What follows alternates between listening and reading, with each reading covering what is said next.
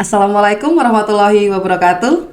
Halo kawan bisa, bagaimana kabarnya hari ini? Kembali lagi bersama saya, Mita, di podcast Bisa Sehat. Bincang santai seputar kesehatan.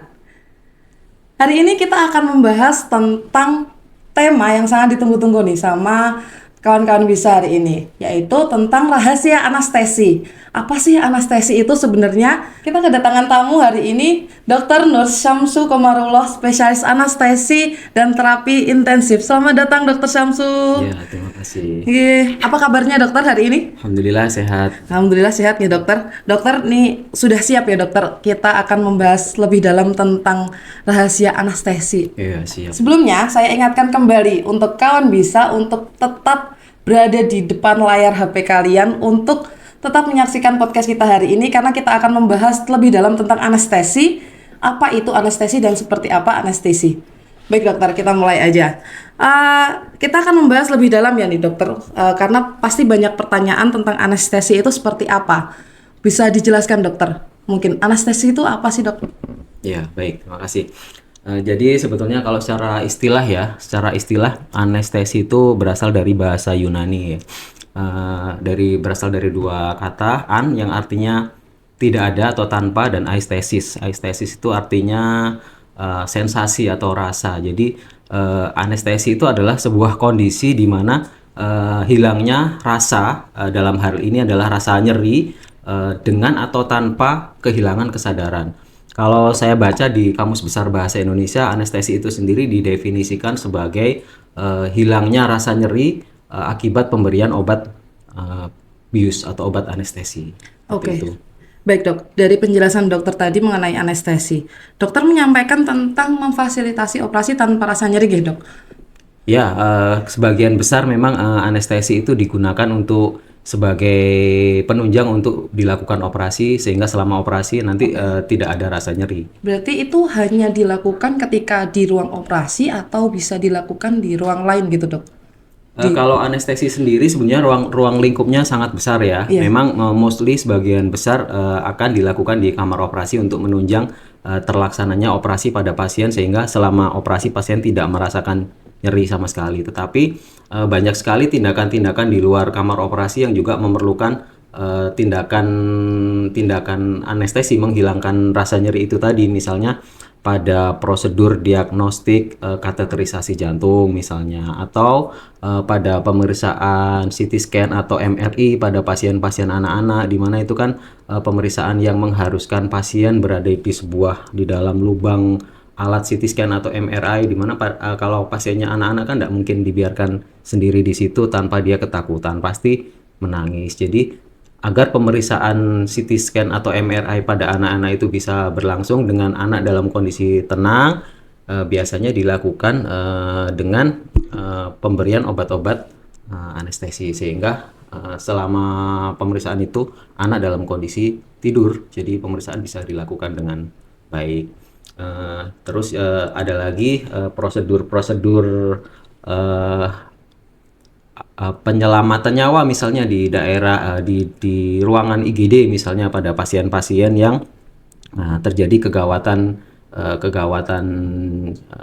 darurat jantung misalnya, atau gawat darurat apapun, gawat nafas atau yang lain yang mengancam nyawa, itu pada saat dilakukan pertolongan kadangkala perlu dilakukan pemasangan alat bantu nafas ya, alat bantu nafas untuk sementara membantu nafas pasien. Nah, pada saat pemberian alat bantu nafas ini juga sebelum dilakukan pemasangan juga harus dilakukan pemberian obat anestesi dulu. Jadi sebenarnya ruang lingkupnya sangat besar ya, tidak cuma di kamar operasi. Berarti bisa dilakukan di mana saja tergantung situasi dan kondisi ya dokter yang diperlukan? Tergantung situasi kondisi, tapi yang pasti tindakan pemberian obat-obat anestesi ini harus dilakukan oleh tenaga yang kompeten ya, yang memang benar-benar ahli di bidang anestesi. Oke, mungkin bisa dijelaskan dokter dari tadi yang disampaikan dokter, bisa fleksibel, maksudnya sesuai dengan kondisi pasien, dijelaskan bisa diberikan anestesi.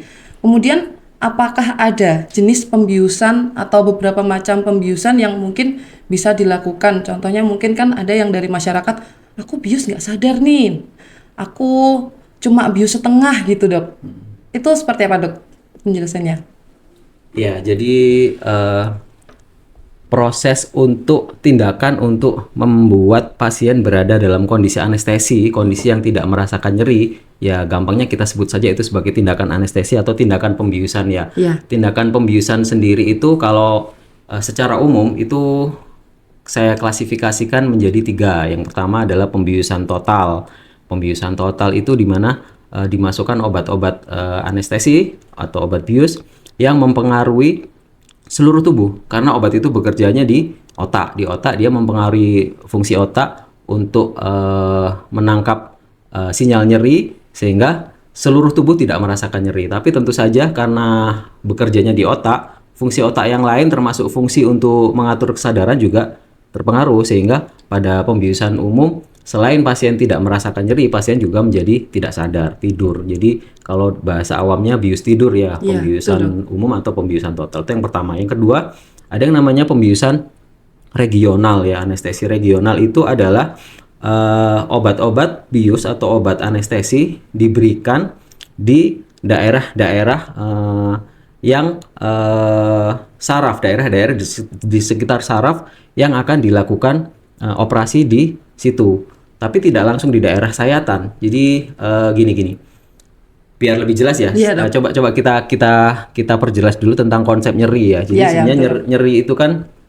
nyeri itu adalah sensasi atau rasa tidak menyenangkan yang timbul akibat kerusakan sel atau kerusakan jaringan Baik. atau hal-hal yang berpotensi menimbulkan kerusakan jaringan. Jadi misalnya kita disayat pisau nih di kulit, itu kan terjadi kerusakan sel ya. Sel-sel yang ngumpul jadi banyak kita sebut jaringan ya. Kita disayat pisau ada luka di situ. Berarti kan ada kerusakan jaringan itu timbul nyeri. Misalnya kita sedikit dicubit, sedikit dipukul, tidak ada kerusakan jaringan di situ, tapi itu berpotensi menimbulkan kerusakan jaringan. Timbul rasa nyeri juga. Nah, kenapa bisa timbul rasa nyeri? Karena ketika ada jaringan yang luka, itu sel-sel di jaringan tersebut akan menghasilkan zat-zat kimia yang merangsang ujung saraf. Merangsang ujung saraf untuk bereaksi terhadap zat-zat kimia tersebut. Ujung-ujung saraf ini akan bergabung menjadi sebuah serat-serat saraf. Nah, serat-serat saraf ini akan berjalan terus dari bawah, dari ujung-ujung jari misalnya ya, ujung-ujung saraf di jari. Jalan terus bergabung dengan ujung-ujung saraf yang lain, dengan serat saraf yang lain. Semakin ke atas, dia akan bergabung dengan daerah yang lain ke daerah sumsum tulang belakang. Dari sumsum tulang belakang, ini akan berlanjut lagi ke otak. Nah, zat-zat kimia yang merangsang ujung-ujung serat saraf ini akan dialirkan terus melalui saraf tulang belakang sampai ke otak. Nah, otak inilah yang berfungsi untuk mengartikan, membaca zat-zat rangsangan zat-zat kimia itu sebagai sebuah rasa nyeri, begitu ya. Iya, begitu. Nah, tadi yang pertama kan anestesi total atau pembiusan tidur, pembiusan umum itu yang dipengaruhi oleh obat bius adalah otak. Jadi otak sudah tidak berfungsi lagi untuk membaca rangsang nyeri tersebut sehingga tidak bisa timbul nyeri. Tapi juga karena pengaruhnya terhadap otak, maka fungsi otak untuk mengatur kesadaran juga terganggu. Pasien juga jadi tidur, tidak nyeri, tidur. Itu yang pertama. Yang kedua, yang tadi sempat kita pending pembahasannya adalah pembiusan atau anestesi regional. Nah, anestesi regional ini obat anestesinya kita berikan di tempat-tempat di sekitar saraf yang ujung dari saraf itu adalah daerah yang dilakukan operasi. Misalnya kita mau operasi di ujung tangan nih, di ujung tangan. Ini kan serat sarafnya tadi akan berjalan ke sini ya. Kalau ada rangsang nyeri di sini akan sinyal nyeri di sini akan dijalarkan ke sini ya. Nah, pembiusan regional bisa kita lakukan dengan memberikan obat bius atau obat anestesi di saraf pangkal saraf yang di ketiak misalnya. Sehingga kalau obat anestesi kita berikan di sini, sinyal nyeri dari ujung akan berhenti di sini, tidak dilanjutkan ke sumsum tulang belakang dan tidak dilanjutkan ke otak. Begitu. Atau misalnya pada operasi sesar, bedah sesar itu yang disayatkan daerah perut. Iya, betul, Dok. Nah, ujung-ujung saraf di daerah perut itu jalannya akan ke sumsum tulang belakang dulu, saraf tulang belakang baru dilanjutkan ke otak untuk diartikan oleh otak sebagai sebuah rasa nyeri. Nah, anestesi regional untuk pembedahan sesar seperti ini dilakukan dengan menyuntikkan obat biusnya di punggung. Betul, di punggung. Sudah pernah ya? Lihat, Dok. Lihat aja. Di punggung. Jadi Ketika saraf-saraf yang ada di punggung itu diberikan obat bius atau obat anestesi, dia tidak bisa lagi menangkap sinyal nyeri dari sayatan di perut, sehingga zat-zat kimia yang timbul di sayatan di perut dilanjutkan tapi berhenti di saraf tulang belakang, tidak dilanjutkan ke otak, sehingga tidak bisa dibaca sebagai sebuah rangsang nyeri. Itu yang kedua tadi ya, Ya, anestesi betul. regional. Yang ketiga yang paling simpel adalah anestesi atau pembiusan lokal. Kalau lokal itu obat bius atau obat anestesi kita berikan langsung di tempat yang akan dilakukan sayatan operasi. Jadi misalnya ada kutil ya, misalnya Iya. kutil di tangan sini kecil 1 cm aja misalnya mau diambil. Iya. Yaitu tidak perlu terlalu banyak obat bius yang diberikan, disuntikan saja di sekitarnya yang akan dilakukan sayatan. Jadi obat anestesi itu akan langsung bekerja di situ. Ujung sarafnya yang ada di situ sudah tidak bisa lagi menangkap zat-zat kimia yang timbul dari sayatan itu, sehingga tidak bisa merespon itu sebagai sebuah sinyal nyeri. Jadi secara umum itu pembiusan atau anestesi total, pembiusan atau anestesi regional, dan pembiusan lokal. Oke, baik dok, berarti kan ada 3 jenis pembiusan ya tadi dok. Ya. Total yang umum tadi, kemudian regional, dan kemudian lokal. Dari 3 jenis itu ada efek samping yang berbeda atau sama dok setelah diberikan obat-obatan tadi? Iya, tentu saja berbeda ya, karena obat bius itu jenisnya berbagai macam, sangat banyak jenisnya ya, dengan efek samping yang berbagai macam juga. Iya. Tetapi secara umum, kalau kita memberikan obat bius, efek samping yang muncul atau pengaruh yang muncul itu tergantung dari jenis obat yang diberikan, kemana obat itu disuntikan, dan juga tergantung dari pasien itu sendiri. Jadi efek yang paling umum yang mungkin bisa terjadi efek samping ya reaksi alergi. Semua obat pasti ada risiko alergi ya, bukan cuma obat, makanan pun juga ada risiko Reaksi alergi kan alergi. ya. Jadi itu mungkin yang paling umum mungkin bisa timbul reaksi alergi terhadap obat anestesi. Efek yang kedua dalam hal pemberian obat anestesi umum itu yang paling umum terjadi efek yang muncul adalah karena dia diberikan melalui pembuluh darah. Untuk berpengaruh terhadap otak, dia kan harus lewat aliran darah nih. Oh iya, Maka dok. pemberian obat anestesinya dilakukan melalui pembuluh darah, disuntikan lewat infus. Oke. Setelah itu dia akan menyebar, tujuannya memang otak, tapi karena dia dimasukkan lewat aliran darah, dia menyebar ke seluruh tubuh, seluruh aliran darah, termasuk juga jantung, ginjal, perut, dan efeknya juga pasti efek ke semua organ. Efeknya ke otak tentu saja efek yang diharapkan itu tadi, jadi tidak sadar, tidak bisa merasakan nyeri. Tapi ada efek-efek yang mempengaruhi jantung, misalnya kerja jantung jadi turun, tekanan darahnya turun. Efek ke pembuluh darahnya jadi melebar ya, istilahnya melebar, sehingga otomatis tekanan darahnya juga ikut turun. Mungkin efek juga menurunkan fungsi ginjal juga, menurunkan fungsi usus juga, gerakan ususnya jadi lebih lambat seperti itu ya. Terus ada juga obat-obat yang lain yang efek sampingnya mungkin bisa menimbulkan produksi kelenjar liur yang jadi berlebihan, jadi ngiler-ngiler gitu ya. Oh Gitu. iya, Jadi baik dok. masing-masing obat punya efek samping masing-masing ya, efek samping masing-masing. Makanya itu untuk pemberian obat anestesi ini sangat kita sesuaikan dengan kondisi pasien. Tidak serta-merta misalnya operasinya sama, pasiennya beda, belum tentu anestesi yang dipilih sama. Jadi misalnya ya ada luka yang besar sekali atau tumor lah, jangan bilang luka ya, tumor lah ya, tumor di daerah kaki kiri misalnya, Iya. kaki kiri. Pada pasien yang bayi misalnya anak-anak mau dilakukan operasi di kaki kiri saja, ada tumor di situ yang cukup besar sehingga tidak bisa dilakukan pembiusan lokal. Nah, kalau pada anak-anak kan apa yang kita harapkan dari anak-anak? Apakah dia kooperatif untuk nanti pembiusan sadar? Jelas enggak. Tidak bisa. Jadi pilihan utamanya kalau pasien anak-anak ya kita bius total. Oke. Pakai obat tidur sekalian, dia tidur tidak nyeri, tidak ingat, tidak sadar. Gitu ya. Ditidurkan sekalian ya dok. Ditidurkan sekalian pakai pembiusan total. Lain halnya pada pasien yang tua dengan misalnya dengan gangguan jantung. Sudah pasiennya tua, ada penyakit jantung. Di mana tadi saya sebutkan bahwa obat-obat anestesi itu kebanyakan akan mempengaruhi fungsi jantung, menurunkan kerja jantung, menurunkan kerja pembuluh darah, apalagi pada pasien yang sudah tua dengan kelainan jantung misalnya. Kalau kita berikan bius total, bius umum, pasti akan berbahaya karena fungsi jantungnya yang sudah lemah akibat kelainan jantung jadi tambah turun lagi, tensinya pasti makin turun itu. Sehingga pilihannya adalah bagaimana kita melakukan pembiusan yang lebih aman daripada pembiusan pada umumnya. umum pada pasien ini. Kalau pada anak-anak kan bius umum, oke, pilihan utamanya itu. Tapi pada pasien tua dengan gangguan jantung, kita tidak menjadikan pembiusan umum ini sebagai pilihan utama. Justru mana yang lebih aman ya pembiusan regional di pangkal saraf kaki, misalnya di saraf di paha. Jadi kita cukup menyuntikkan obat anestesi di paha, sehingga ketika itu sudah kita suntikan, yang terefek itu hanya kaki sebelah kiri saja.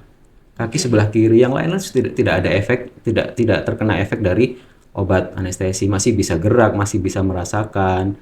Jadi jantungnya juga relatif aman, tidak terpengaruh oleh obat bius umum, begitu ya. Lain halnya lagi kalau pasiennya masih muda, tidak ada pengaruh, tidak ada penyakit jantung, tidak ada penyakit kencing manis, masih sehat. Operasinya sama, operasi tumor di kaki kiri misalnya. Kalau pada pasien yang seperti ini, semua pilihan relatif aman. Kita mau pilih anestesi regional dengan blok di pangkal saraf paha, atau anestesi regional blok di saraf tulang belakang, atau anestesi umum, semuanya relatif aman. Tinggal kita kembalikan ke pasien lebih nyaman mana, mau operasi langsung tidur dengan bius umum, atau dia berani dengan disuntik nanti tidak nyeri, tetapi selama operasi dia tetap sadar tapi tidak nyeri. Apakah dia cukup berani untuk nanti mendengar misalnya suara monitor ting tung atau suara alat-alat bedah seperti itu? Yaitu kita diskusikan lagi terhadap pasien. Kita jelaskan masing-masing pilihannya, resikonya apa, efek sampingnya apa. Kita diskusikan dengan pasien mau memilih yang mana, seperti itu. Jadi sang pemilihan tidak ada yang salah sebetulnya, mau dibius dengan cara seperti apa, anestesi seperti apa. Yang penting prinsip utamanya adalah mana yang lebih aman untuk pasien. Kalau semuanya aman, ya mana yang lebih nyaman untuk pasien. Begitu. Baik dok, dari yang dijelaskan dokter tadi berarti sebelum tindakan operasi ini dilakukan, dokter pasti akan bertemu dengan pasien dahulu gitu dok, ya, jelas, untuk menjelaskan tentang tindakan operasi nanti dan jenis anestesi yang akan digunakan. Nah, selain jenis anestesi yang akan digunakan, apakah banyak dari masyarakat yang bertanya kenapa harus puasa dulu, kenapa harus tidak boleh ini, tidak boleh seperti itu gitu dok. Mungkin bisa dijelaskan sekalian untuk apakah itu akan menunjang untuk pembiusannya sendiri atau seperti apa dok? Iya, ini yang sering ditanya, kenapa harus puasa ya? Iya. Padahal nggak bulan Ramadan ya. Nah, makanya itu dok. Jadi puasa ini terkait dengan tadi yang saya sampaikan, efek samping dari obat-obat anestesi. Terutama mutlak harus puasa adalah kalau kita mau memberikan pembiusan atau anestesi umum, anestesi total, anestesi bius tidur. Kenapa? Karena pada pasien-pasien yang kita berikan pembiusan total obat bius tidur, itu akan berada dalam kondisi tidur dalam, lebih tidur daripada pingsan lah ya, kayak gitu ya. Jadi benar-benar tidur dalam, tidak bisa merasakan apa-apa, tidak ingat, tidak bisa merasakan nyeri, tidak bisa merasakan apapun, termasuk juga hilangnya refleks-refleks yang diatur oleh otak. Jadi refleks menelan hilang, refleks batuk hilang, terus lidah ini cenderung lemas sehingga dalam kondisi terlentang ketika akan dioperasi lidahnya lemas, dia akan mengumpul jatuh ke belakang, sementara di belakangnya lidah itu adalah saluran nafas, sehingga pada orang yang dibius total itu refleks muntahnya hilang, refleks batuknya hilang, refleks menelannya hilang, sehingga kalau dia muntah langsung akan muntahnya sangat beresiko untuk masuk ke saluran nafas karena tidak bisa ditolak dengan batuk. Kalau kita ya misalnya muntah mau masuk ke saluran nafas nih, cairan atau muntah tuh, kita ada refleks batuk untuk menutup saluran nafas, mempertahankan saluran nafas, membuang itu, atau kita telan lagi cairannya untuk mencegahnya masuk ke saluran nafas. Pada orang yang kena obat bius total itu sudah tidak ada. Jadi ketika dia muntah dalam proses pembiusan, muntahnya itu akan sangat beresiko untuk masuk ke saluran nafas, menyumbat saluran nafas, meracuni saluran nafas akibat asam lambung sehingga oksigen tidak bisa masuk ke paru-paru. Jadinya sangat berbahaya. Sangat berbahaya. Jadi untuk mencegah hal itu terjadi, sebelum proses pembiusan, kita pastikan lambung sudah kosong. Sehingga tidak ada resiko atau minimal sekali resiko untuk muntah. Itulah fungsinya puasa. Jadi puasa itu sebenarnya bukan untuk kepentingan dari operasinya, tapi untuk keamanan dari pasiennya sendiri. Jadi agar selama proses pembiusan tadi lambung dipastikan dalam kondisi kosong sehingga minimal sekali resiko untuk muntah dan masuk ke saluran nafas begitu. Kenapa pada pasien-pasien yang disiapkan untuk anestesi regional misalnya operasi sesar tetap harus puasa? Karena ada beberapa kasus walaupun tidak banyak ya, pembiusan regional ini sulit sekali dilakukan. Misalnya pada orang yang obesitas sekali sehingga tulang-tulang belakangnya sulit untuk diraba, sulit untuk ditentukan letak tulang belakangnya di mana. Hal ini kan hal-hal yang menyulitkan untuk kita menyuntikkan obat bius ke dalam saraf tulang belakang. Gitu. Pada pasien-pasien seperti ini jika memang gagal anestesi regional gagal atau tidak memungkinkan untuk dilakukan, ya terpaksa harus diubah ke bius total gitu ya. Jadi kenapa tetap harus puasa? Karena kita tidak bisa menjamin bahwa anestesi regional itu akan berhasil dilakukan. Ada kalanya harus diubah ke pembiusan total sehingga tetap harus puasa.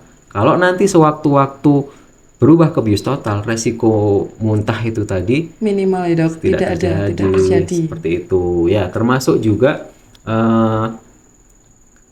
hal-hal yang mungkin bisa membuat anestesi regional di switch ke anestesi total. Kalau misalnya operasi sesar nih ada perdarahan banyak, kita kan nggak tahu ya, ada perdarahan banyak banget perdarahannya, ada kelainan dari rahim untuk kontraksi misalnya, terus pasiennya jadi kehilangan banyak darah, tidak sadar, itu kan kondisi yang gawat. Jadi terpaksa harus dilakukan tindakan pemasangan selang nafas untuk alat bantu nafas. Seperti itu kan juga akan sulit dilakukan, akan berbahaya dilakukan kalau kondisi lambungnya masih banyak makanan, resiko muntah gitu. Berarti itu semua menunjang untuk keamanan pasien sendiri ya dok? Pada proses pembiusan terhadap pasien. Kita sudah bahas cukup banyak nih dok. Pasti di luaran sana banyak sekali kawan bisa yang ini benar nggak sih tentang berita seperti ini? Biasanya tuh banyak ada berita-berita yang kurang tepat nih dok di luaran sana. Nah, kita pengen bahas nih dok, ini mitos atau fakta nih dok? Ya. Oke. Ada nih ya dok, pasien bertanya nih, apakah bius total itu masih bisa mendengar atau merasakan sakit gitu kan dok? Itu mitos ya, Mitos ya dok. Jadi gini, pada saat kita lakukan pembiusan total itu kita pertahankan selama proses operasi itu berlangsung. Jadi obat-obat bius total kita berikan di awal untuk membuat pasien tidur dan tidak merasakan nyeri. Setelah itu kita pertahankan, tetap kita berikan secara terus-menerus dalam dosis yang terjaga ya. Jadi continuous kita berikan sampai operasi itu selesai. Jadi selama proses operasi kita memantau kondisi pasien itu pembiusannya tidurnya sudah cukup dalam atau tidak, terlalu dalam atau tidak. Jadi kita jaga benar-benar kita jaga dalam level pembiusan yang level tidur ya, level bius yang aman. Jadi cukup dalam sehingga tidak merasakan nyeri dan tidak sadar, tapi tidak terlalu dalam sampai efek-efek samping itu membahayakan. Jadi kalau terlalu dalam juga membahayakan juga, tensinya terlalu turun, nadinya terlalu turun, seperti itu. Jadi dokter anestesi itu tugasnya bukan cuma ketika mau operasi gitu aja, tapi ketika mau operasi memberikan obat anestesi itu selama operasi menjaga tanda-tanda vital pasien tetap dalam kondisi aman. Sampai operasi selesai, bertugas kembali membangunkan pasien, memulihkan dari kondisi pembiusan itu tadi sampai benar-benar bangun dan tidak ada lagi pengaruh berbahaya dari obat pembiusan itu tadi gitu. Jadi itulah kenapa selama proses operasi kok sepertinya tidak mungkin ya bisa merasakan sakit atau mendengar, karena selama proses itu tetap kita pantau kadar obat anestesinya cukup dalam untuk bisa membuat pasien tidur yang menunjang operasi itu tadi. Baik, jadi itu mitos ya, Itu kawan mitos, bisa. ya, Itu mitos, itu ya, Dok. mitos. Mitos atau fakta yang kedua nih, Dok. Tadi kan ada bius seperti yang sesar tadi, Dok, dibius di punggung. Pasti banyak berita sakitnya ini bertahan lama, ini selamanya ini nggak bisa hilang. Atau kadang bilang ini jadi susah jalannya seperti itu, Dok. Mungkin bisa disampaikan mitos atau fakta. eh Di antara keduanya, saya bisa bilang begitu. Kenapa? Karena sebetulnya kalau kita melakukan anestesi regional sesuai dengan prosedur, itu jawaban dari statement tadi adalah berarti itu adalah mitos. Kenapa? Tapi kalau kita lalai tidak sesuai dengan prosedur, ya bisa jadi itu memang terjadi jadi sebuah komplikasi karena yang kita suntikan itu obat bius ke dalam daerah di sekitar saraf di tulang belakang. Tidak boleh kena saraf tulang belakang sebetulnya. Nah, itu ada ilmunya. Saraf tulang belakang itu dari saraf level tulang belakang keberapa sampai keberapa yang aman untuk kita memberikan obat bius di situ yang tidak menembus sel-sel saraf tulang belakang. Kalau kita tidak punya ilmunya itu bisa jadi komplikasi nanti. Kalau asal aja pokoknya di sini. Itulah yang saya sebut tadi bahwa tindakan pemberian obat anestesi itu harus dilakukan memang oleh dokter yang punya kompetensi. Tidak boleh sembarangan. Tidak boleh sembarangan. Jadi untuk menunjang safety keamanan sebelum anestesi itu diberikan kita punya checklist ya, safety checklist ya. Sama seperti kalau misalnya kita mau ada penerbangan misalnya, saya yakin ya di dalam kru pilot atau kru awak pesawat yang lain tuh mereka pasti punya checklist untuk safety ya. Misalnya nih memastikan bahwa mesinnya bekerja dengan benar, memastikan bahwa semua alat-alat gawat darurat, misalnya oksigen atau misalnya pelampung itu semuanya ada dan bisa berfungsi. Dan yang ketiga yang tidak kalah pentingnya adalah memastikan bahwa kondisi pilot ini betul-betul baik, sadar, tidak ada pengaruh obat apapun dan bisa bekerja dengan optimal. Nah, begitu juga dengan pembiusan. Sebelum pembiusan boleh dimulai, safety check ini sudah harus dicukupi dulu. Jadi misalnya obat anestesinya sudah lengkap semua. Alat-alat anestesi, alat untuk kegawatan pun sudah lengkap semua. Obat-obat untuk kalau nanti terjadi komplikasi atau terjadi kegawatan sudah lengkap semua. Dan yang ketiga dokternya ya harus dipastikan dalam kondisi yang prima juga. Perawat anestesinya juga dalam kondisi yang prima juga. Begitu semua safety check sudah lengkap baru boleh dilakukan tindakan pembiusan. Sehingga yang tadi disebut kalau pembiusan regional nanti jadi tidak bisa jalan seterusnya, jadi nyeri seterusnya itu saya rasa tidak akan terjadi kalau safety check ini sudah kita lakukan semuanya dan kita lakukan sesuai dengan prosedurnya, dilakukan oleh tenaga yang kompeten, yang ahli, seperti itu ya. Jadi jawabannya kalau itu dilakukan sesuai prosedur itu jadi sebuah hoax, mitos. Gitu. Betul. Penjelasan dari dokter asli nih ya. Dari yang kompeten ini menjawab langsung. Kemudian dok yang terakhir. Ada pasien mungkin gini, kalau punya alergi nih bisa dibius apa enggak ya? Kadang nggak bisa dibius nih pasti gitu dok. Bisa, sangat bisa sekali. Jadi itu poin pentingnya adalah gini. Itu adalah mitos ya. Jadi poin pentingnya justru penekanannya kalau kita punya alergi, kita harus bilang. Misalnya saya sebagai pasien, saya punya alergi, saya harus bilang.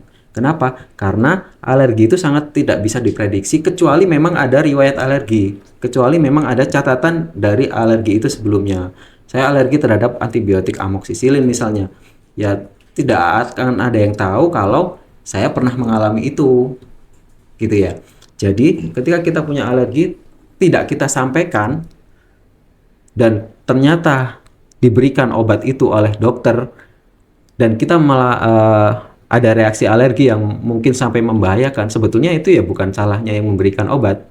Kenapa? Karena reaksi alergi itu tidak bisa diprediksi, tidak bisa ditentukan muncul tiba-tiba ya dok? Bisa muncul tiba-tiba, bisa muncul bisa muncul saat itu juga karena memang tidak ada riwayat. Jadi sebaiknya, memang bukan sebaiknya, harus kalau kita ada riwayat alergi terhadap obat tertentu atau makanan tertentu misalnya, harus disampaikan sehingga itu bisa ada catatan khusus agar obat-obat itu atau obat-obat sejenis tidak diberikan sehingga nanti alerginya tidak muncul. Terus yang kedua, orang-orang dengan riwayat alergi itu dokter anestesi juga pasti akan memberikan penekanan khusus sehingga pemilihan obat-obat anestesinya adalah obat-obat anestesi yang minim resiko untuk efek samping. Ada obat-obat anestesi itu yang efek sampingnya adalah memunculkan atau memproduksi sel-sel radang, sel-sel alergi, sel-sel penunjang alergi, sel-sel radang gitu ya. Iya. Jadi kalau orang sudah punya riwayat alergi, jadi dokternya bisa memilih obat lain yang Lebih efek aman. sampingnya untuk memicu terjadinya radang itu kecil sekali gitu. Jadi sangat bisa dibius obat dengan obat-obat tertentu, pemilihan obat yang sesuai dengan kondisi pasien walaupun pasien itu Memiliki alergi ya, Dok? memiliki alergi. Asalkan kawan bisa harus sampaikan ya, Dok, punya Ya, alergi tapi seperti itu. meskipun tidak Bisa. ada alergi pun, Bisa muncul. ternyata di tengah proses pembiusan terjadi reaksi alergi, ya penanganannya pasti akan cepat karena Iya. tadi sudah saya sebutkan bahwa obat-obat kegawat daruratan, alat-alat kegawat daruratan itu pasti sudah tersedia sebelum dilakukan pembiusan. Jadi kalau alergi itu ternyata baru ketahuan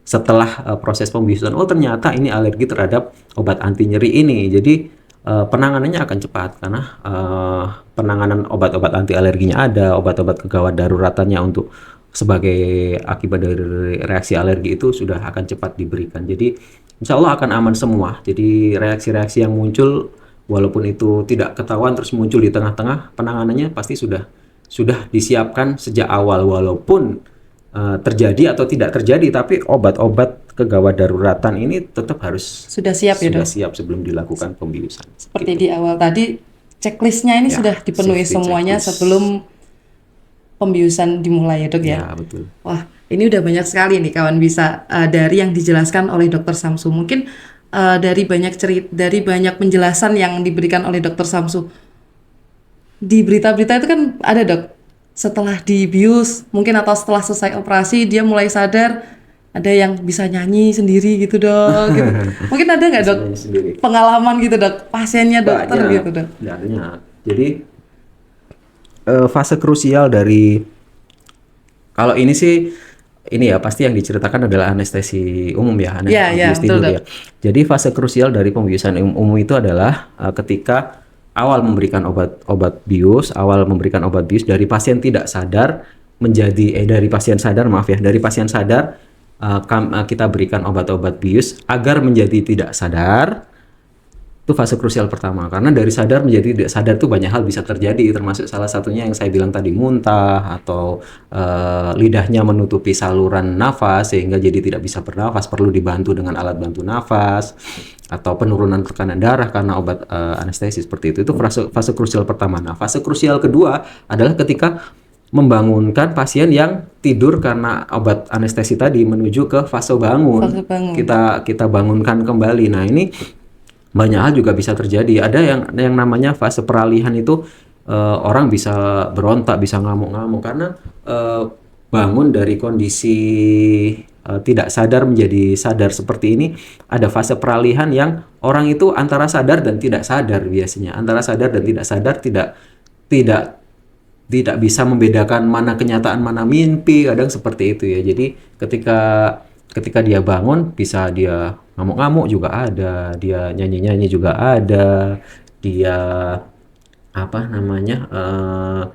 pernah juga dia minta dipanggil dengan nama yang lain juga ada seperti itu. Jadi yang penting selama proses bangun ini kita tetap awasi ada hal-hal yang berbahaya atau tidak. Kalau ada hal-hal yang berbahaya kita tangani sampai dipastikan bahwa pasien ini sudah benar-benar bangun sempurna, bisa menjaga jalan nafasnya sendiri, dan bisa kita ajak komunikasi. Sudah, itu berarti sudah fase aman untuk pindah ke ruangan perawatan lagi dari ruang operasi. Oke, baik, Dokter. Mungkin sudah jelas ya untuk kawan bisa bahwa itu sebenarnya karena fase peralihan gitu ya, Dok, ya. Peralihan, ya. Fase peralihan yang pasien sendiri, kita sendiri tidak bisa menentukan kita nih masih tidur atau sudah sepenuhnya sadar karena pasien belum bisa orientasinya berkurang ya, dokter. Disorientasi. Belum ya. Belum lengkap lah kalau orang bilang nyawanya belum lengkap kalau orang bilang. Baik dokter. Senang sekali kita udah membahas banyak sekali dokter, cukup banyak. Mungkin ada yang bisa disampaikan dokter untuk kawan bisa yang mungkin mau operasi tapi takut atau seperti apa keresahan gitu dokter. Ya. Yang pertama soal puasa tadi, kadang orang mikir waduh harus puasa lama ya sebelum operasi ya. Iya. Tidak usah takut karena puasa itu tidak terlalu lama sebetulnya ya. Kalau sebelum operasi 8 jam atau 6 jam sebelum operasi itu masih diperbolehkan untuk makan padat ya. 6 jam masih diperbolehkan. Berarti Setelah ada batasannya ya, Dok? Ada batasannya. Tidak operasinya besok pagi terus sejak sore sudah nggak boleh makan, nggak boleh minum, bukan seperti itu. Jadi misalnya operasinya pagi ya nanti sampai 6 jam sebelum dilakukan operasi itu masih boleh makan sebetulnya, 6 sampai 8 jam gitu ya. Terus yang kedua, minum air putih, minum teh manis atau minum air gula, bahkan minum jus tanpa jus tanpa serat, tanpa ada sisa-sisa buah gitu ya. Pokoknya yang benar-benar jernih gitu ya, tanpa ada ampasnya itu masih boleh sampai 2 jam sebelum operasi. Jadi sampai 2 jam sebelum operasi itu mau minum air putih, teh manis, air gula masih boleh. Kalau susu sudah tidak boleh ya. Jadi clear water ya, clear liquid ya istilahnya. Clear liquid itu ya murni air aja cairan yang bening ya. Teh manis masih termasuk itu clear liquid. Air gula masih termasuk clear liquid, air putih gitu ya. Asalkan tidak ada ampasnya di minuman itu ya, Dok ya. Tanpa ampas itu jus jeruk biasanya tanpa ampas itu juga bisa sebenarnya boleh, masih boleh. Jadi tidak usah khawatir bahwa nanti akan haus banget ini sebelum operasi. Yang pertama itu ya. Jadi nggak usah takut. Yang kedua, selama operasi tidak mungkin merasakan nyeri, nggak boleh pasien operasi nyeri itu ya. Jadi selama operasi tidak nyeri karena berada dalam pengawasan dan pemberian obat-obat anestesi yang cukup, akan selalu diawasi sampai operasi selesai. Terus yang ketiga nih yang biasanya jadi fakta atau mitos juga. Wah, tambah lagi nih, Dok. Sebelum kentut tidak boleh makan setelah operasi. Fakta atau mitos? Coba saya yang kembali yang bertanya. Mitos. Tapi mungkin dulu fakta ya. Mungkin dulu ya, Dok. Berdasarkan banyak penelitian yang terbaru, sebetulnya kentut itu kan sebuah kalau orang zaman dulu bilang kalau belum kentut nggak boleh makan setelah operasi. Karena kentut itu kan sebenarnya sebuah parameter yang paling gampang untuk orang awam menunjukkan bahwa ususnya sudah bagus geraknya gitu ya. Kenapa sih orang-orang setelah operasi kadang mual, muntah, atau masih belum boleh makan? Karena salah satu efek samping yang tadi mungkin saya sebutkan juga ya dari obat-obat anestesi itu adalah mengganggu gerakan usus. Gerakan ususnya belum baik nih. Jadi selama gerakan usus belum berfungsi kembali, memang tidak boleh untuk makan atau minum. Tetapi sejak obat bius dihentikan, pasien bangun, itu sebetulnya nggak akan terlalu lama itu untuk pemulihannya, kecuali pada operasi-operasi yang memang operasi usus gitu, yang memotong usus gitu, mungkin ya pasti lama untuk puasanya, memang pasti lama karena usus dioperasi butuh pemulihan. Tapi kalau operasi-operasi di luar operasi usus sebetulnya 2 jam 3 jam setelah operasi selesai itu sudah boleh dicoba untuk minum sedikit-sedikit. Jadi yang jadi patokan sekarang boleh minum atau tidak itu adalah bukan lagi kentut, tapi toleransi dari pasien terhadap masuknya minuman atau makanan ke usus. Jadi gampangannya gini, misalnya kasihlah 2 jam setelah operasi. Syarat utama pasien boleh mencoba minum adalah sudah sadar baik, bisa diajak komunikasi dengan baik. Itu artinya berarti sudah bebas dari obat anestesi, sehingga pasien sudah ada refleks batuk, refleks menelan, sudah tidak ada gangguan dari jalan nafas akibat obat anestesi. Jadi syarat utamanya harus sadar baik dulu. Ketika sadar baik, misalnya 2 jam setelah operasi, dicoba minum sedikit air nih. Dengan minum itu diawasi, ada nyeri perut kah setelah minum, ada mual atau muntah kah setelah minum. Kalau tidak ada, makanan itu atau minuman itu bisa ditoleransi dengan baik, bisa dicoba dinaikkan volumenya. Minum sedikit lagi dengan volume yang lebih banyak. Ternyata bagus nih, nggak ada muntah, nggak ada nyeri perut, nggak ada mual, ya bisa dicoba makanan yang dari yang lembut-lembut bubur gitu misalnya, begitu seterusnya. Yang penting prosesnya sedikit demi sedikit kita awasi. Bertahap ya, Dok? Bertahap kita awasi. Kalau toleransinya bagus ya sudah silakan makan, tidak ada masalah sebetulnya. Gitu. Oke, wah. Jadi puasanya tidak terlalu lama, setelah operasi juga sebetulnya ya tidak terlalu lama juga sih, boleh mulai Iya. minum air putih, air gula, mulai minum gitu boleh. Gitu. Tapi catatan khusus, semua harus ditanyakan dulu ya ke perawat Petugas. atau petugasnya ya, jangan langsung makan Langsung. sendiri, langsung minum sendiri. Jadi karena petugas juga pasti nanti akan membantu mengevaluasi, mengawasi proses itu, proses dari puasa ke menuju proses makan itu tadi. Iya, karena Gitu ya. iya. Dan catatan khusus kedua, pada operasi-operasi pembedahan usus itu biasanya puasanya lebih lama, bisa sampai 2 hari karena usus butuh waktu untuk pemulihan dari pembedahan itu. Kalau nanti dipaksakan langsung cepat makan, cepat minum, jahitan-jahitan di usus bisa jebol nanti. Gitu ya. Hati-hati ya pada Hati-hati. operasi usus terutama. Intinya adalah harus tetap dalam pengawasan yang kompeten Ya, dalam bidangnya. Entah itu dokter, perawat, atau penata anestesi. Seperti itu ya, Dok? Ya, betul. Oke, terima kasih dokter. Apa yang kita bahas hari ini lumayan banyak nih, Dok. Sangat mendalam sebenarnya. Ya mudah-mudahan ini ya bisa dipahami ya, soalnya apa ya, sebetulnya kalau bicara anestesi ini bukan bahasan orang awam sih sebetulnya. Iya, betul, dokter. Cuma kalau tidak dijelaskan dengan bahasa awam seperti ini, orang-orang itu jadi akan banyak yang takut untuk dioperasi gara-gara takut dengan proses-proses pembiusan yang tadi Iya, banyak mitos-mitosnya itu. Jadi memang kalau memang dokter bedah sudah memberikan saran ini harus dioperasi, ya jangan ditunda, karena kalau tidak dioperasi bisa jadi penyakit yang sekarang tidak berbahaya karena tidak menjadi dioperasi mungkin berapa tahun lagi bisa jadi sangat berbahaya dan sudah berada dalam kondisi yang sudah tidak bisa dioperasi mungkin. Seperti itu ya. Jadi jangan takut melakukan operasi gara-gara mitos-mitos tentang pembiusan itu tadi. Baik, dokter. Terima kasih sekali, dokter, sudah berkenan untuk menyampaikan banyak hal tentang anestesi yang kawan bisa nih pasti banyak yang ingin bertanya, tapi sulit untuk menanyakan, nggak tahu gimana caranya bertanya dengan dokter anestesi. Sudah difasilitasi di sini. Terima kasih sekali, Ya, dokter. sama-sama. Mungkin kita bisa ketemu lagi di episode selanjutnya, Ya. kita membahas yang lain. Ya. Terima kasih. Ya, untuk kawan bisa, terima kasih sudah setia menonton podcast kita hari ini. Semoga yang disampaikan Dr. Nur Samsu Komarullah hari ini bisa menambah informasi tentang anestesi kepada rekan-rekan semua. Segitu saja dari saya. Cukup sekian. Terima kasih. Wassalamualaikum warahmatullahi wabarakatuh. Waalaikumsalam.